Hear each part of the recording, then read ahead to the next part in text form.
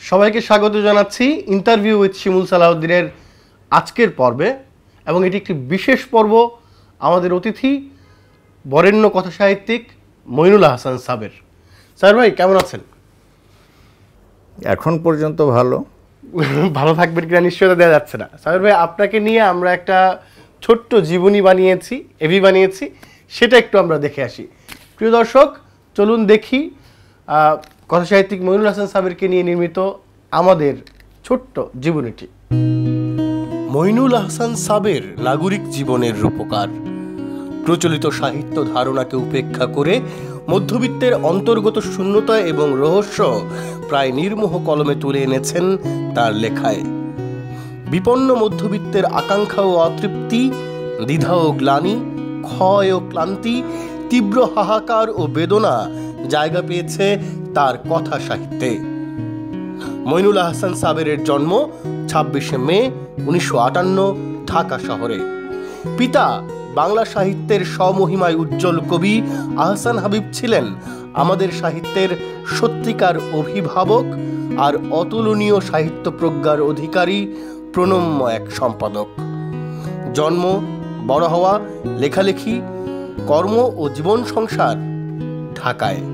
লেখাপড়া করেছেন government laboratory high school, Dhaka college এবং ঢাকা বিশ্ববিদ্যালয়ে। সমাজবিজ্ঞানে স্নাতকোত্তর।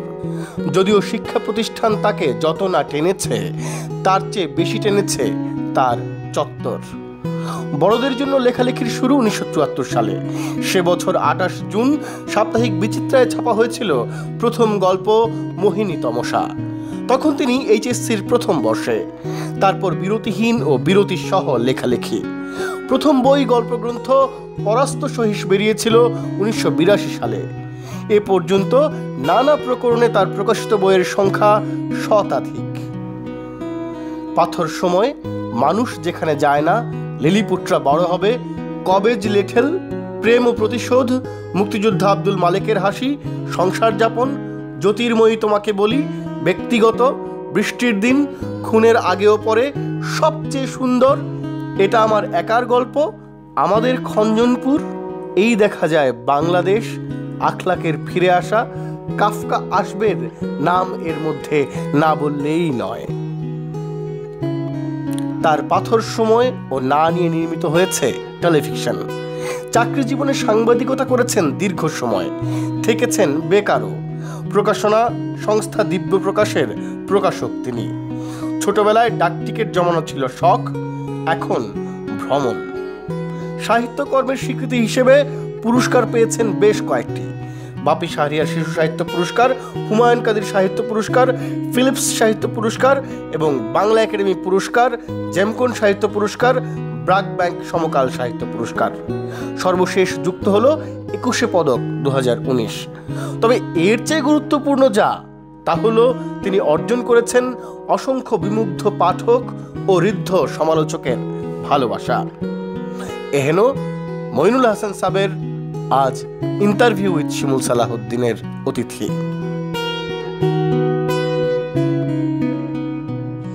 কথাসাহিত্যিক মইনুল আহসান সাবেরের প্রথম যে রচনাটি পাঠক হিসেবে আমার হাতে এসে পৌঁছেছিল, সেটি উপন্যাস পাথর সময়, ঈদ সংখ্যা বেরিয়েছিল। আমি তখন সদ্য কৈশোরোত্তীর্ণ এবং মুক্তিযুদ্ধ পরবর্তী বাংলাদেশকে প্রত্যক্ষ করছি।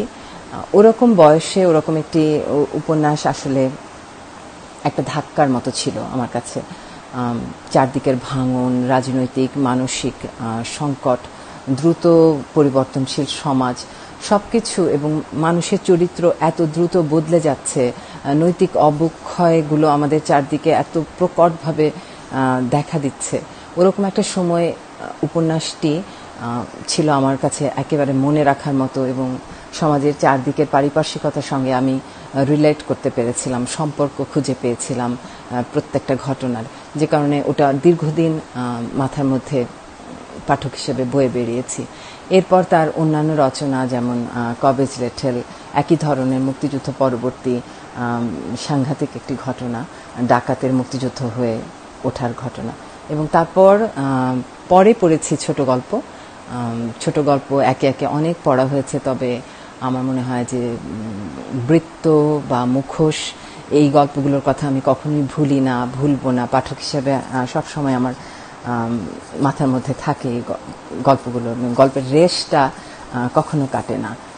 যেমন মধ্যবিত্ত জীবনকে উনি দেখেছেন একটা বৃত্তের মধ্যে ঘুরতে থাকে, এই বৃত্তে ঘোরার এই প্রবণতাটা, এটা কিছুতেই ভোলা যায় না। এরপরে ওনাকে দেখেছি উনি সিরিজ গল্প লিখেছেন, একই বিষয়ে রেল স্টেশনে শোনা গল্প বা অবসাদ ও আড়মোড়ার গল্প, এই ধরনের একই বিষয়ে অনেকগুলো গল্প লিখেছেন। এই উদ্যোগটি আমার কাছে পাঠক হিসেবে অত্যন্ত আকর্ষণীয় মনে হয়, এবং আমার মনে হয় যে এটি ওনাকে শুধু গল্পকার হিসেবে, ছোট গল্পকার হিসেবে উনি অবশ্যই খুবই মনে রাখার মতো একজন গল্পকার, উল্লেখযোগ্য আমাদের দেশের। তবে সিরিজ গল্পের ক্ষেত্রে ওনার একটা আলাদা স্থান আছে বলে আমি মনে করি। গত কয়েক বছরে উনি যে উপন্যাসগুলো লিখেছেন এগুলোও কিন্তু অনেকটা সিরিজ এর মতো, একই ধরনের পটভূমি বা চরিত্র বদলে দিলে বা নাম বদলে দিলে একই রকমের উপন্যাস। তো যা হোক, সব মিলিয়ে আমার মনে হয় যে ওনার লেখা শুরুর থেকে এই পর্যন্ত একটার পর একটা ধাপ পেরিয়ে এসেছে, এবং ভবিষ্যতে হয়তো আমরা এই সিরিজ নিয়েই ওনাকে কাজ করতে দেখব, কিংবা একটা উপন্যাসের আরেকটা খণ্ড উনি লিখছেন বা লিখবেন এরকম শোনা যাচ্ছে। সুতরাং অনেক ভালো আরও কিছু আশা করছি। বাংলাদেশের সমকালীন বাংলা ভাষার অন্যতম প্রধান লেখকদের একজন মইনুল আহসান সাবের, তাকে আমি পড়ি বা পড়তে পছন্দ করি অনেকগুলো কারণে। খুব অল্প করে যদি দু একটি কারণ বলি, তাকে দেখব যে যদি বাংলাদেশের গত 40-50 বছরে বাংলাদেশের যে মধ্যবিত্তের উত্থান, বিশেষ করে নগরকেন্দ্রিক যে মধ্যবিত্ত, এদের যদি আমি সাহিত্যে পেতে চাই এবং এই শ্রেণীর অবস্থাটা বুঝতে চাই, তাহলে আমাকে সাবের ভাইয়ের সাহিত্য পড়তেই হবে।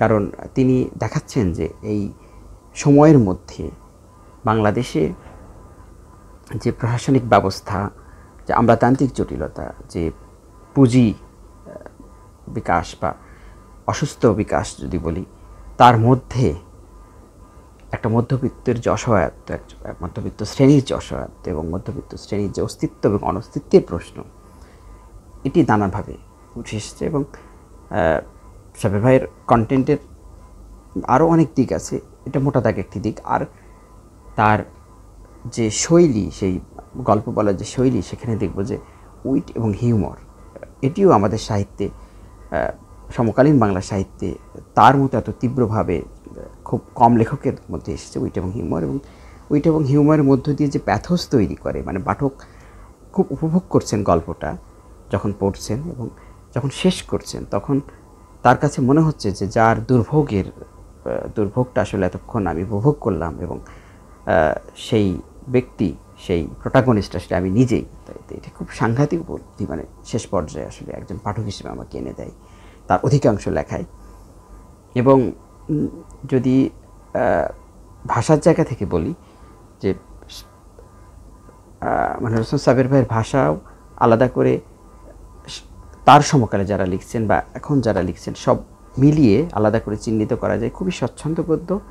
এবং উইট এবং হিউমারের কারণে তো বললামই যে এটা একটা অন্যতম ডিভাইস তার সাহিত্যে, যেটি আমাদের সাহিত্যে আলাদা করেছে। আরেকটি জায়গা আমি বলতে চাই যে বাংলাদেশের সাহিত্যে যৌনতার বিষয়টি মেইন স্ট্রিম সাহিত্যে খুবই কম এসছে, এবং বিশেষ করে যারা প্রতিনিধিত্বশীল লেখক তারা খুবই ঢেকে বিষয়টি এবং পারতপক্ষে না প্রকাশ করে, বা কেউ কেউ এদিকটাতে যেতেই চাননি। কিন্তু মইনুল হোসেন সাহেবের মধ্যবিত্তের যে যৌনতারও সংকট, এবং এই সংকটটা নানামুখী, সেই জায়গাটাতে তিনি ভীষণভাবে আলো ফেলেছেন, এবং এখানে তিনি খুবই প্রকাশ্য, খুবই তীব্র। তো এই জায়গাটাতেও তিনি অনন্য। ফলে তার শক্তিমত্তার জায়গা থেকে তিনি এই আমি যখন একজন তরুণ লেখক হিসেবে পড়ি তখন এই জায়গাগুলোকে আমি বোঝার চেষ্টা করি এবং আমি নিজে কিছু কিছু জায়গা থেকে কিছু কিছু বিষয় থেকে অনুপ্রাণিত হই। আমাদের কথা সাহিত্যে মইনুল হাসান সাবের এমন একটি নাম, নানা কারণে তিনি আজও আমাদের কাছে প্রাসঙ্গিক। মইনুল হাসান সাবেরের উপন্যাস নিয়ে যদি আমি বলি তাহলে আমি খুব ভালোভাবে পড়েছি এবং এটা নিয়ে লিখেছিও। সেটি হচ্ছে আব্দুল জলিল যে কারণে মারা গেলেন।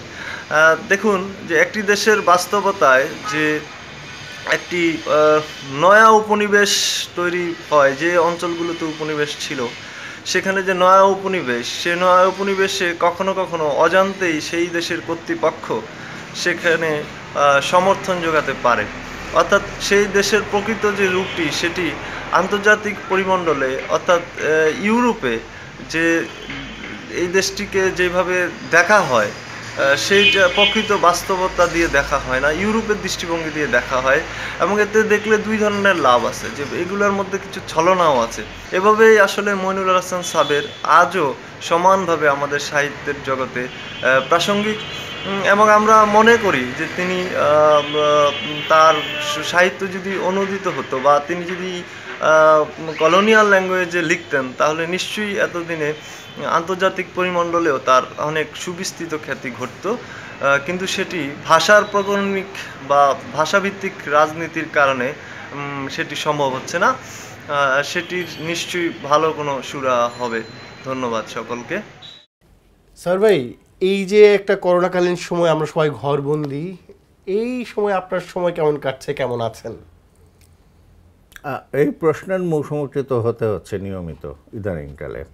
আমি এক বাক্যে বলি যে এখন পর্যন্ত ভালো আছি। আসলে এই যে করোনা, যেটা আমাদের ধারণা ছিল না যে এরকম একটি অবস্থা তৈরি হয়ে যাবে সারা বিশ্ব জুড়ে, এই করোনা যখন চলে যাবে, যদি চলে না যায় অতি দুর্বল হয়ে যাবে তখনও হয়তো দেখা যাবে যে এর প্রভাব কোথাও না কোথাও আমাদের জীবনে থেকে যাচ্ছে। একটা নতুন বিশ্ব ব্যবস্থার কথা, নতুন অর্থনৈতিক ব্যবস্থার কথাও আমাদের ভাবতে হবে। এবং আমার যেটা নিজের ব্যক্তিগতভাবে মনে হয় যে করোনাকে যেতে দেওয়া হবে না। এই কারণে যে এটার মধ্যে একটি রাজনীতি আছে, এটার মধ্যে একটি ওষুধ কোম্পানির বাণিজ্য আছে, ফলে এটি সহজে যাবে না। সুতরাং আমাদের এইসবের সাথে মানিয়ে নিয়ে তারপর বলতে হবে যে হ্যাঁ ভালো আছি বা খারাপ আছি। যত কাজ করেছেন সেই সমস্ত কিছু নিয়ে আজকে আমরা কথা বলতে চাই। ইন্টারভিউ শিমুল সালাউদ্দিন যে আয়োজনটা, এটা আসলে একটা আত্মজীবনীমূলক সাক্ষাৎকার মালার আয়োজন। ফলে আমরা যেতে চাই একেবারেই আপনার শুরুর দিকে। আমার হাতে যে বইটা পরাস্ত সহিস, প্রথম বই, এবং যেটা প্রথম গল্প আপনার বেরিয়েছিল হলো আপনি যখন ইন্টারমিডিয়েট সেকেন্ড ইয়ারে তখন। তারপরে এই লাল মলাটের প্রথম বই, এইটা প্রথম হাতে নেওয়ার অনুভূতি কেমন ছিল সাহের ভাই? পরাস্ত সহিস। এখন যেটা হয় মানে বই তো খুব সহজে বেরিয়ে যায়, তাই না? তো সময় বদলায়। আমাদের সময় হয়তো আর একটু কঠিন ছিল, তারও আগে হয়তো আরও অনেক কঠিন ছিল। তো এটা বের হয় সম্ভবত 1982 সালে। আমার প্রথম লেখা বের হয় সাপ্তাহিক বিচিত্রায় 1974 সালে। 1973-এ আমরা এসএসসি পাস করি, 74-এ তখন প্রথম বর্ষে। 12 বছর পরে প্রথম লেখালেখি শুরু। 74 থেকে না 12 বছর হচ্ছে না, 8 বছর হচ্ছে। তো 8 বছর যে হচ্ছে, আমি নিজে হয়তো একটা ইচ্ছা ছিল, বন্ধুরা ধরুন আমরা যাদের সাথে ঘুরি ফিরি একসাথে চলাচল, আলী রিয়াজ, কামাল চৌধুরী, রুদ্র মোহাম্মদ শহীদুল্লাহ, তখন তো হরিহর আত্মা, তো এদের বই বেরিয়ে গেছে, আমার বই বের হয়নি। তো যেটা হয় যে ইউনিভার্সিটি লাইফেই কিন্তু মানে খ্যাতি বলতে বা পরিচিতি বলতে, এখন আমার যে পরিচিতি তার চেয়ে অনেক বেশি পরিচিতি ছিল আমার সূচনা পর্বে আর কি। তো আমি তো দেখছি যে হ্যাঁ খ্যাতি হয়েছে, মানে লোকজন প্রশংসাও করছে, আমাকে বলছে, আমার বাবাকে বলছেন, বা আরো নানাভাবে বলছেন, কানে এসে মানে পৌঁছচ্ছে। আমাদের এই মানে এটা এটা এটা সবসময় আপনার সাথে আলাপেই এটা সবার আগে মানে শুরুতেই এই প্রসঙ্গটা আসে, এই বাবার না, কথা যখন তখন বললেন। যেটা হলো যে বই বেরিয়ে গেছে, তখন আমি দেখলাম যে আমার পাণ্ডুলিপিও হচ্ছে। তা আমি কিন্তু এটা আব্বাকে জিজ্ঞেস করি যে আমার কি বই বের করা উচিত হবে। কি উত্তর ছিল ওনার? উনি বলেছিলেন আমি তোমাকে জানাবো। কয়দিন সময় নিলেন? কিছু একেবারে এখন নির্দিষ্ট করে মনে নেই, আনুমানিক কিছুদিন সময় তিনি অবশ্যই নিয়েছিলেন। নিয়ে তিনি বলেছিলেন, হ্যাঁ তুমি, আমার মনে হয় তুমি এখন তোমার প্রথম বইটি বের করতে পারো। দারুণ। মানে প্রিয় দর্শক, মানে আমি আপনাদের কানেক্ট করার সুবিধার্থে বলি যে মনিরুল হাসান সাবের আমাদের বাংলা সাহিত্যের একজন অতি গুরুত্বপূর্ণ কবি আহসান হাবীবের পুত্র, এবং 2019 সালে সাবের ভাই যখন 21শে পদক পেলেন, সেইটা একটা অভূতপূর্ব ঘটনা হয়েছে যে এই প্রথম পিতা এবং পুত্র দুজনেই একটা রাষ্ট্রের সর্বোচ্চ সম্মাননা পেলেন বাংলাদেশে। এটা দ্বিতীয় সর্বোচ্চ সম্মাননা। হ্যাঁ, দ্বিতীয় সর্বোচ্চ সম্মাননা পেলেন আর কি, মানে এবং এবং সাহিত্যে। এবং এটা নিশ্চয়ই আমি নিশ্চিত যে আমাদের কবি হাসান হাবিব বেঁচে থাকলে এটা অন্যরকম একটা আনন্দ তাকে নিশ্চয়ই দিত। এটা অবশ্যই তাকে আনন্দ দিত। আমরা যে প্রসঙ্গে ছিলাম সাবের ভাই, এই যে আপনি বাবাকে যে বললেন যে আপনার বই করা উচিত কিনা, এবং উনি কিছু সময় নিয়ে আপনাকে জানালেন, বাবার সাথে আপনার সম্পর্কটা কেমন ছিল আসলে, বা আপনার সাহিত্যে আপনার যে আসলে প্রবেশ, সবাই কবিতা টবিতা লেখে, আপনি সরাসরি গল্প লিখে বা গদ্য লিখে শুরু করেছিলেন, মানে এর এর কারণটা কি? মানে আপনি তো কবির পুত্র, এবং আহসান হাবিবের অসামান্য সব, বিশেষ করে ছন্দের যে দুর্দান্ত, এই যে নদীর জোয়ার, নৌকা সারে সারে, আমরা পাঠ্য বইয়ে পড়েছি, আমাদের কবিতায় উনি একটা আলাদা সুষমা কোমলতা আমাদেরকে দিয়েছেন। সব মিলে ওনার সাথে আপনার যে রসায়ন, সেখান থেকে আপনি কবিতাও লিখে কেন আসলে গদ্য দিয়ে শুরু করলেন? এই উত্তরটা একটু কি বড় করে হ্যাঁ, কোনো দেওয়া সমস্যা যাবে? নেই, আপনি সময় একটু নেন। বড় করে দেই। আমি ছোটবেলায় আসলে 3টি কাজ করতাম মূলত। একটি হচ্ছে এক ধরনের মানে বহেমিয়ান ছিলাম আর কি। হয়তো দেখা গেলো সকালবেলা বেরিয়েছি ঘুড়ি ওড়াতে, ওই সন্ধ্যার সময় ফিরছি ঘুড়ি উড়িয়ে টুড়িয়ে, কিংবা মার্বেল খেলছি, একেবারে ছোটবেলায় যেটাও মার্বেল খেলছি। তখন আবার ডানগুলি ছিল, এই ছিল, মানে মার্বেল খেলতেন, আংটিস, তারপর আরও নানা মার্বেলের আর তো 3-4 রকম ভাগ ছিল, সেসব খেলতাম, ঘুড়ি ওড়াতাম। আমাদের ওদিকে পুরন ঢাকার কিছু লোক এসে বসতি করেছিল আসাদ গেট নিউ কলোনির ওই পাশে লালমাটিয়ার দিকে, তারা ঘুড়ি খুব ভালো ওড়াতেন, তাদের বনেদি ব্যাপার এটা। তো একটা ছিল ওই অংশ যে বাসায় সময় খুব কম দেওয়া, ওই সবের পিছনে যাওয়া। বাসায় যখন থাকতাম তখন যেটা করতাম সেটা হচ্ছে বই পড়া। একটা সুবিধা ছিল, জন্মের পর থেকে যখন ক্রমশ বড় হয়েছি বইটা পেয়েছি মানে আব্বা যে কাজটি করেছিলেন, আমরা 4 ভাই বোন, উনি কিন্তু আমাদের জন্মের আগেই একটা মোটামুটি লাইব্রেরি বলতে আমি এখন এটা বোঝাচ্ছি, ওনার নিজস্ব একটি লাইব্রেরি তো থাকবেই, কিন্তু ওনার যে সন্তানরা তাদের পড়ার উপযোগী অনেক বই। তো ফলে আমার বড় বোন পড়ছেন, তার ছোট যে আরেক বড় বোন সেও পড়ছেন, আমি পড়ছি, আমার ছোট ভাই পড়ছে। পড়ার ব্যাপারটা তিনি এভাবে কখনো একটা বই হাতে তুলে দিয়ে বলেননি যে পড়ো। তো চারপাশে যখন বই, তখন পড়ার ব্যাপারটা কিন্তু এমনিই চলে আসে। এই আর 3 নাম্বার যে কাজটি করতাম সেটা হচ্ছে আব্বার সঙ্গে গল্প। মূলত মার সাথেও তো গল্প হতো, কথাবার্তা এটা হচ্ছে। আপনাদের সম্পর্কটা কি পিতা পুত্র ছিল? এটা বন্ধুর সম্পর্ক, এটা একেবারেই বন্ধুর সম্পর্ক ছিল। ফলে আমরা যে বিষয় নিয়ে কথা বলতাম, এটা তো আরো একটু বড় হয়ে যে বিষয় নিয়ে কথা বলতাম, এখনো বহু বাবা মা হয়তো সেই বিষয় নিয়ে কথা বলবেন না।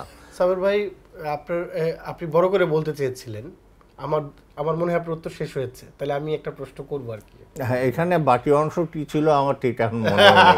না না, আমরা জানতে চেয়েছিলাম যে আপনার ওনার সাথে যে রসায়নটা বা সেই সময়টা ওইটা কেমন ছিল, আপনি বড় করে বলেছেন আপনি। না ওই তো ধরেন আমি বলছি মানে আমাকে আপনি তুই করে বলেন, কোনো সমস্যা নাই, এটা তো বি ন্যাচারাল। না, এটা তো তুইও জানিস যে তুই জানিস এটা যে বন্ধুর মতো সম্পর্ক, তোর এটা শুনেছিস আগে নানাভাবে শুনেছি, আমি বলছি। হ্যাঁ হ্যাঁ, নানা আড্ডায় আবার শুনেছি, আবার যেটা লেখাও হয়েছে। হ্যাঁ, আবার যেটা হয়, তিনি বন্ধু বলে যে আমাকে ছাড় দিচ্ছেন তা নয়। কোনো গল্প পড়ে তার যদি পছন্দ হয়নি, তিনি অত্যন্ত মানে স্পষ্ট করে একেবারে মানে এটা যেটা আমাকে করবে, আঘাত করবে আর কি, ঠিক সেভাবেই তিনি আমাকে বলতেন যে এই গল্পটি হয়নি, দারুণ দারুণ, এই লেখাটি হয়নি তোমার। দারুণ, মানে এবং সেটা নিশ্চয়ই আপনার লেখালেখিতে একটা বড় প্রভাব রেখেছে। এটা অবশ্যই প্রভাব রেখেছে, আমি এটা অস্বীকার করার আমার কোনো উপায় নেই। আমি প্রাথমিক পর্বে, আমার লেখালেখির প্রাথমিক পর্বে এই যে সুবিধা পেয়েছি, তো একটা বড় সুবিধা। যেটা হয়নি বা এটা হয়েছে, এটা হয়নি বা এটা হয়েছে, এইটা বলতে তিনি সামান্য দ্বিধা করতেন না। আবার ওইটা যেটা হয়েছে সেটা বলতেন এটা খুব ভালো হয়েছে, এটা এই রকম হয়েছে, এটা এই মাপের হয়েছে। স্যার ভাই, আপনি যখন লিখতে আসলেন মানে 73-74, তারপর 82 আপনার প্রথম বই বেরোলো পরাস্ত সহিস, এবং এ পর্যন্ত মানে এমন বই মেলে গেছে আপনার 8টা বই বেরিয়েছে। এমন বই মেলাও গেছে যে যেখানে আমার 8টা বই বেরিয়েছে। 8টা বই বেরিয়েছে এবং আরো মানে আমি দেখলাম 1992 বা 91 এবং 93 এই সময়ে আপনার বেশি বই বেরিয়েছে, যেটা আবার কমে গেছে হলো 2000-এর দিকে। 2001, 2, 3 আপনার খুব কম বই বেরিয়েছে, বা এমন মেলা গেছে আপনার বই বের হয় নাই। মানে জীবনে তো নিশ্চয়ই নানা রকমের উত্থান পতন থাকে, অনেক ব্যাপার থাকে। আমরা যে প্রসঙ্গটাতে ছিলাম যে ছেলেবেলায় এই যে বাড়িতে একটা পড়ার পরিবেশ ছিল, আগে থেকেই লাইব্রেরি ছিল, 2 আপু পড়ছে, মানে আহসান হাবিবের সূত্রে আমি নিশ্চিত সেই সময় সাম্প্রতিকতম বইপত্র বাড়িতে আসছে। আপনার মধ্যে কোন লেখকরা আসলে সবচেয়ে বেশি প্রভাব রেখেছে? সেটা মানে বিশ্ব সাহিত্যেরও হইতে পারে, মানে কারা আসলে গল্পকার হিসেবে যে আপনার মানুষ, কথা সাহিত্যিক হিসেবে যে আপনার মানুষ, সেইটা আসলে কারা গড়ে দিয়েছে? মানে আমি একটু মনে করাই দিই, সেই সময় আপনি যখন লিখেছেন তখন লিখতে এসেছেন তখন চিলেকোঠা সেপাই বেরিয়ে গেছে বোধহয় না, মানে আখতারুজ্জামান ইলিয়াস এবং মানে হাসান আইজুল হকরা তখন দৃশ্যপটে আছেন। হ্যাঁ, দৃশ্যপটে অবশ্যই দৃশ্যপটে আছেন, মানে বেশ ভালোভাবে আছেন, ভালোভাবে আছেন। আমি সেটাই জানি। জানি। আমার সুবিধা যেটা হয়েছে, সুবিধা মানে কি, মানে এটা তো আজকের কথা না, আমি 2074 সাল ধরি, মানে বাংলাদেশের সমান বয়স আর কি, 50 বছর। হ্যাঁ, প্রায় 74 সাল যদি আমি ধরি, আমার পড়াশোনা শুরু তো তারও আগে, তাই না? হয়তো দেখা গেল 6-7-এ বড়দের বই পড়তে শুরু করেছে আর কি। তখন কিন্তু হাসান আইজুল হক বা আখতারুজ্জামান ইলিয়াস বা মাহমুদুল হক যতটা প্রমিনেন্ট, তার চেয়ে আহমেদ মীর, আচ্ছা, এখন প্রায় অকাল বিস্তৃত, হ্যাঁ, বা আবরুশ মতিনুদ্দিন, বা মনসুর আহমেদ, রশিদ করিম, এরকম অনেকেই আছেন যাদের নাম আমরা তো একটু বিস্মৃতিপরায়ণ জাত আর কি, যে আমাদের চোখের সামনে নেই, সুতরাং উনি নেই আর কি, এটা ধরে নেওয়ার একটা ব্যাপার আছে। বা যারা এখন লিখতে আসছেন বা পড়তে আসছেন, তাদেরও আগ্রহ নেই সূচনা থেকে শুরু করার। সূচনা বলে তো আসলে ঠিক কিছু নেই, একটা পর্যায়ে ঠিক আছে। আমি দেখি না 30 বা 40 বা 50 বছর আগে কী ধরনের লেখা হতো, বিশেষ করে যিনি লিখবেন তার তো 50-60 বছর আগে কী লেখা হতো, আমি এখন কী লিখছি, ধারাবাহিকভাবে কী ব্যাপারগুলো, এগুলো অবশ্যই জানা উচিত আর কি। তো আমি এদের পড়েছি, তো এরা আমাকে যতটা না প্রভাবিত করেছেন, আমার মনে হয় যে আমাকে সেই সময় সবচেয়ে বেশি আলোড়িত করেছিল প্রেমেন্দ্র মিত্র। আচ্ছা, প্রেমেন্দ্র মিত্র, প্রেমেন্দ্র মিত্রকে আমাকে অসাধারণ মনে হয়েছিল, ছোট গল্প এখনো মনে হয়। আর মানিক, এই দুজন, মানে আর একটু বড় হয়ে তারপর দেখা গেল যে সমরেশ বসু। আচ্ছা, আমার যেটা মনে হয় আপনার গদ্যের যেই মানে আমি আপনার মানে এটা আমার মানে দর্শকদের সামনে এটা বলাটা নিজের জন্য লজ্জার হবে, কিন্তু আমি নিজেকে আপনার মানে মনোযোগী পাঠক মনে করি এবং আমি পড়েছি।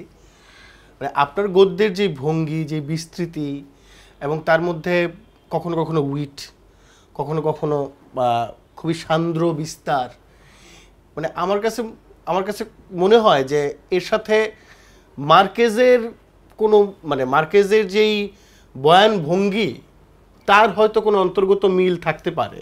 মানে মার্কেজ বা মাকন্দ দিয়ে কি আপনি কোনোভাবে প্রভাবিত স্যার ভাই? না, এখন তুই যেটা বলছিস যে অন্তর্গত মিল থাকতে পারে, হ্যাঁ, তো এটা শুনলে লোকজন যারা এটা হয়তো দেখবেন পরে তারা ভাববেন যে আমি কোনো না কোনোভাবে তোকে বলেছি যে এই প্রশ্নটা তুই আমাকে করিস। না না, অসম্ভব। তুই আমাকে করিস। তো ব্যাপারটা আসলে ঠিক, কারণ মার্কেজ আরও পরে এসেছেন। আচ্ছা, আপনাদের কাছে? আমাদের কাছে অনেক পরে এসেছেন। মার্কেজ আমাদের দেশে পরিচিত হলেন কবে? আমার বয়স তো কম, আপনার প্রায় হাঁটুর সমান। মার্কেজ আমাদের দেশে খুব বেশি দিন হলো মার্কেজ পরিচিত হননি। জি হাবিব মার্কেজ অনুবাদ করেছেন তো প্রথম এখানে মানে ঢাকায়, তার আগে পশ্চিমবঙ্গ অনুদিত হয়েছে। পশ্চিমবঙ্গে সম্ভবত 90 দশকের শুরুতে। হ্যাঁ, আর হাবিব ভাই তো 2003-4 সালে করছেন।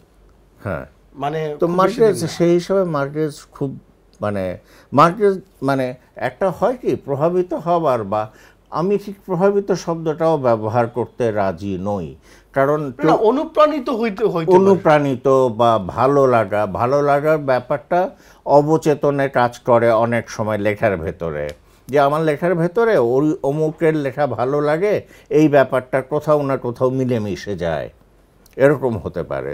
তো মার্কেজ যখন এসেছেন তখন কিন্তু আর ওই ভালো লেগে অনুপ্রাণিত হওয়ার বয়সটা পার হয়ে গেছে আর কি। সাহেব ভাই, আপনি মানে আপনার লেখাপত্রে মানে বলা যায় ঢাকার আরবান মিডল ক্লাস তারা হাজির, তারা মানে আপনার গল্পে হাজির, আপনার উপন্যাসে হাজির, এমনকি মানে আপনার যেই মানে এই সম্প্রতি পড়া আমাদের খঞ্জনপুর, সেইখানকার যেই চরিত্র আমার মনে হয় তার মধ্যেও ওই মিডল ক্লাসের যেই অনুভূতির জায়গা সেগুলো একভাবে হাজির। মানে আপনি কি এই সাহিত্য প্রকল্পে একদম সচেতনভাবেই অংশ নিচ্ছেন, নাকি আসলে ঢাকার মানুষকে যেহেতু আপনি আপনার আশপাশে দেখছেন, চিনছেন, জানছেন, তাকে আসলে রিপ্রেজেন্ট করছেন? এটা খুব সত্যি কথা হচ্ছে যে আমি যখন লিখতে শুরু করি, হ্যাঁ, প্রথম চিন্তাটা তো যে এত লেখক লিখছেন, আমিও একটু চেষ্টা করে দেখতে পারি কিনা, আমি একটু পিছনে ফিরে যাই। কারণ তুই একটা কথা জানতে চেয়েছিলি যে আব্বা কবিতা লেখেন, কবিতা ছাপা হচ্ছে, আমি ধর বেশ ছোট, কবিতা ছাপা হচ্ছে, এগুলো দেখার মধ্যে তো একটা আনন্দ আছে। তারপর একটু বড় হতে হতে দেখলাম যে বাসায় অনেক কবিরা আসেন এবং তাদের নাম আমি জানি বা জানছি, এই একটা ব্যাপার আছে। তো ফলে কবিতার দিকে আমার যাওয়াটা স্বাভাবিক ছিল। তো আমার ছোট ভাই আছে, আমার 4 বছরের ছোট। আব্বা একদিন করলেন রবীন্দ্রনাথের একটি কবিতা বের করে আমার 2 ভাইকে পাশাপাশি বসিয়ে বললেন, এই কবিতাটা তোমরা দেখে দেখে লেখো। তো আমরা দুজনই দেখে লিখলাম। দেখা গেল দেখে দেখে লেখার পরও আমি ওখানে ছন্দে ভুল করেছি, আমার ছোট ভাই করেনি। আমার আব্বা মাকে বললেন, শোনো, তোমার বড় ছেলের ছন্দের কান নেই, তোমার ছোট ছেলের ছন্দের কান আছে। তো এইটাই যে কারণ তা না, কারণ ব্যাপার যেটা হয়েছে, আমি ছোটোবেলা থেকে পড়েছি গদ্যের বই, মূলত কবিতার বই যাতে একেবারেই পড়িনি তা না, সেটা আর একটু বড় হয়, কিন্তু ততক্ষণে ততদিনের গদ্য ব্যাপারটা আমার ভেতরে ঢুকে গেছে, সুতরাং গদ্য দিয়েই শুরু। তারপর কি বলছিলাম আমরা ছিলাম আপনার যে লেখালেখির ভুবন, তারপর যেটা হলো মানে জন্ম তো ঢাকা শহরে, বেড়ে ওঠাও ঢাকা শহরে। তো আমি আসলে সত্যি কথা বলতে কি, আমার চারপাশে বেড়ে ওঠার সময়টা বা এর বাইরের অন্য কিছু না দেখা ওইভাবে, আমি হয়তো আমার ঢাকার বাইরে কোথাও গেলাম, সেটা কতদিন, 1 সপ্তাহের জন্যে। আমার নানা বাড়ি গেলাম হয়তো বগুড়ায় 1 সপ্তাহের জন্যে। তো ওই 1 সপ্তাহ তো জীবনে রেখাপাত করে না, কোনো ঘটনা হয়তো করে। তো সেই ঘটনাও আমি তখন আবার ফিরে এসে ওটা আমি স্থাপন করতে গেলে মধ্যবিত্তের মানে শহরের ইয়াতে কেন্দ্রে স্থাপন করি, বা শহুরে পরিবেশে মফস্বল শহরকে শহরে নিয়ে আসি, কারণ ওটা আমি স্বাচ্ছন্দ্য বোধ করি, ওইটা আমার হাতে ভালো আসে। মানে আপনার হাতে যে ভালো আসে এটা আপনি আসলে মানে এটা আমি যত না কোন গল্পে বা কোন এটা আমি যত না টের পেলাম, এটা লোকজন আমাকে বেশি টের পাওয়ালো। আচ্ছা, এইটা আমি জানতে চাই, এটা লোকজন আমাকে বেশি টের পাওয়ালো।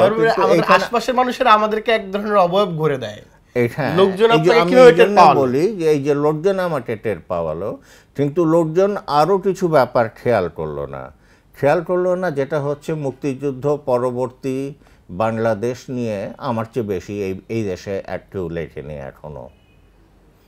প্রকৃতি এবং মানুষ, প্রকৃতির সাথে মানুষের যে সম্পর্ক এবং যে বিচ্ছিন্নতা, এইটা নিয়ে আমার চেয়ে বেশি কেউ লেখেনি। আচ্ছা, মনস্তাত্ত্বিক গল্প আমার চেয়ে খুব কম লোক লিখেছেন। মানে এটা নিয়ে আমার এই ব্যাপারগুলো এড়িয়ে গেল। আমি যেটা মনে করি, আমার গল্পে যত রকম বৈচিত্র্য আছে, ওই যে শুধু বলা হয় মধ্যবিত্তের বা ঢাকা শহরের, তো এইসবের বাইরে যেটা আছে এই ব্যাপারগুলো আছে, এই ব্যাপারগুলো সেভাবে আলোচিত হয় না। মানে কি, এখন তো মানুষজন আমার বই পড়েও না সেভাবে, সুতরাং আলোচনায় আর মানে এই যে আপনার বই পড়ে না, এটা নিয়ে যে আপনার খেদ আছে, এটা নিয়ে আমরা না, এটা নিয়ে আমার খেদ আছে, মানে কি একটা বিরক্তি আছে। না, আমরা ওই ফেসবুকে আপনার আজকে যেহেতু ইন্টারভিউ শিমুল সালাউদ্দিন আপনি থাকবেন, আমরা পোস্ট করেছিলাম, সেখানে আমি লেখকের নাম বলছি না, একজন প্রশ্ন করেছেন যে সাবের ভাই জনপ্রিয়তা অর্জন করেছেন, জনপ্রিয় ছিলেন, কিন্তু তা ধরে রাখতে পারলেন না কেন, এরকম একটা প্রশ্ন একজন করেছে। এটা নিয়ে কি আপনার কোন রকম? না, এখন ব্যাপার হচ্ছে আমি ঠিক জনপ্রিয় বলতে যে ব্যাপারটা বোঝায়, জনপ্রিয় আমি ঠিক কখনোই ছিলাম না, মানে ওইভাবে, মানে জনপ্রিয়তা আমরা চোখের সামনে যেটা দেখি সেটা তো একটা অবিশ্বাস্য ব্যাপার আমাদের দেশের প্রেক্ষাপটে। তো আমার এখন আমি যে অবস্থায় আছি তার চেয়ে আমি অনেক বেশি পাঠক আমার ছিল, বা অনেক বেশি লেখক আমার এখন দেখা যায় আমার বয়সী বা আমার চেয়ে বেশি বা আমার চেয়ে কিছু ছোট, তারা আপনার বই পড়তাম এক সময়, এরকম লোক বেশি। আপনার বই পড়ি এরকম লোকের চেয়ে আপনার বই পড়তাম তো ইউনিভার্সিটিতে পড়ার সময়, এখন ভাই যা চাকরিতে ঢুকে সময় পাই না। তো এরকম এটা বেশি হয়েছে, এটা এখন। কিন্তু আমি তো এমন না যে লেখালেখি ছেড়ে দিয়েছি, লেখালেখিটা আমার ধারাবাহিকই ছিল, তাই না?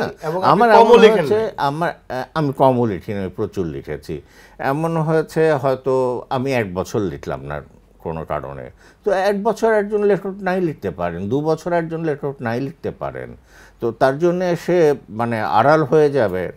আরেকটা কিন্তু বড় ক্ষতিটা যেটা করেছে, আমি সেই বড় ক্ষতিটার কথা বলে নেই, মিডিয়া।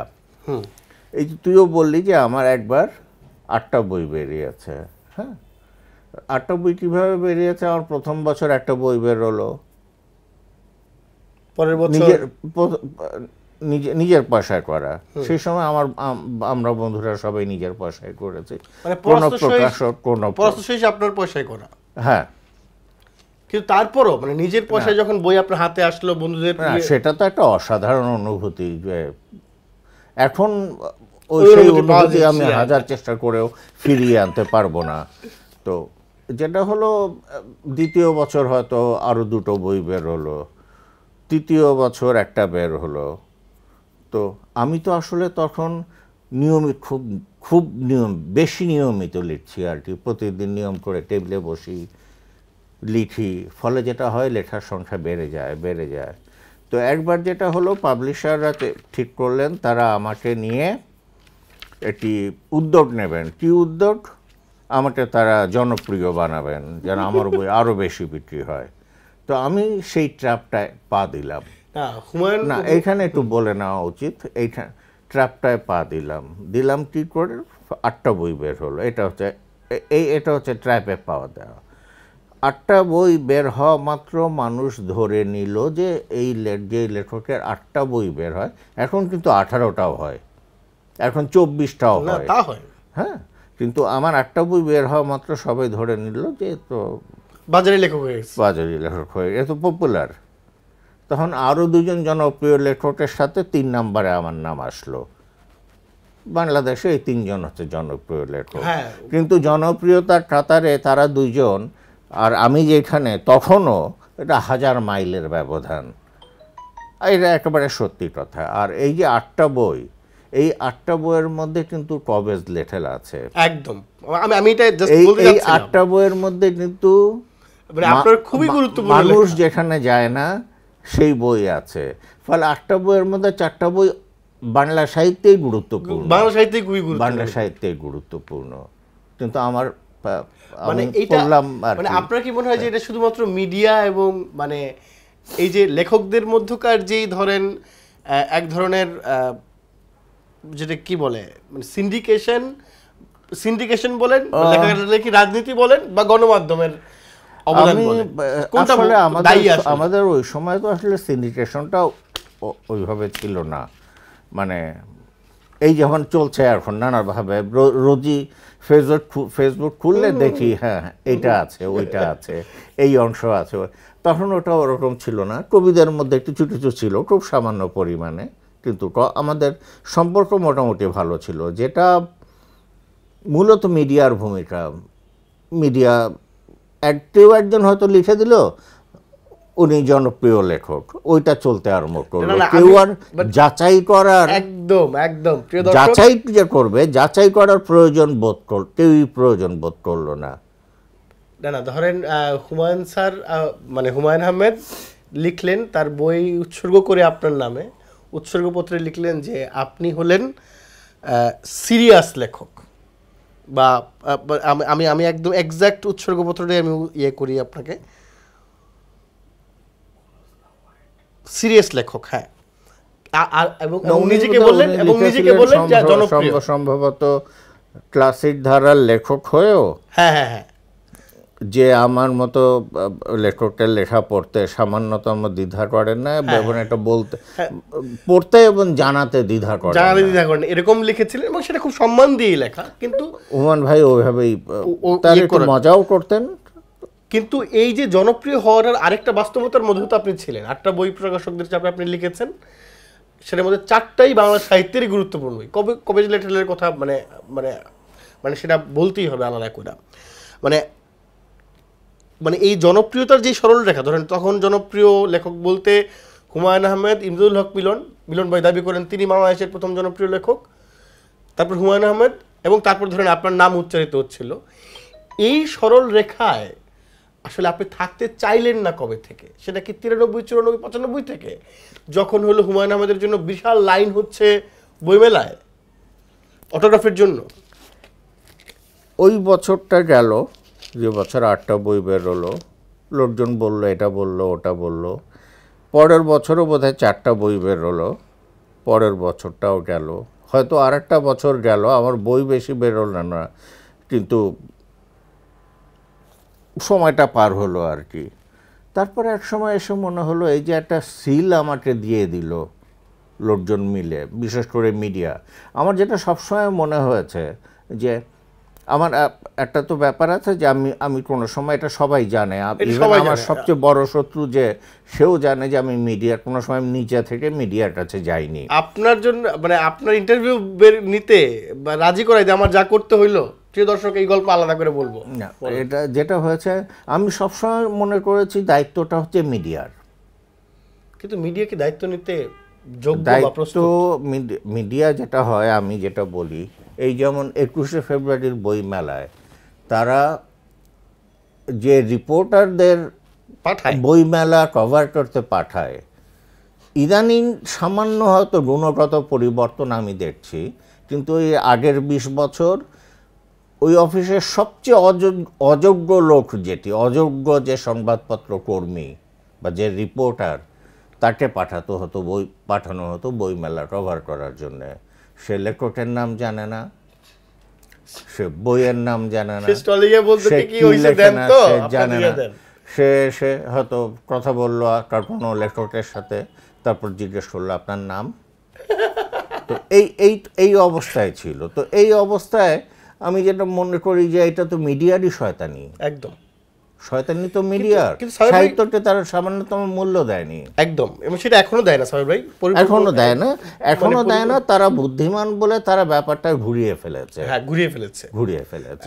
এটা সত্যি। কিন্তু সাহেব ভাই, আপনি দীর্ঘ সময় সাংবাদিকতা করেছেন, আপনি নিজে গণমাধ্যমের ভেতরের লোক, আপনি একটা গুরুত্বপূর্ণ সাপ্তাহিকের সম্পাদক ছিলেন, মানে মানে এই পরিবর্তনে তো আপনাদের অংশগ্রহণ করা উচিত ছিল, সেটা কি আপনারা করেছিলেন?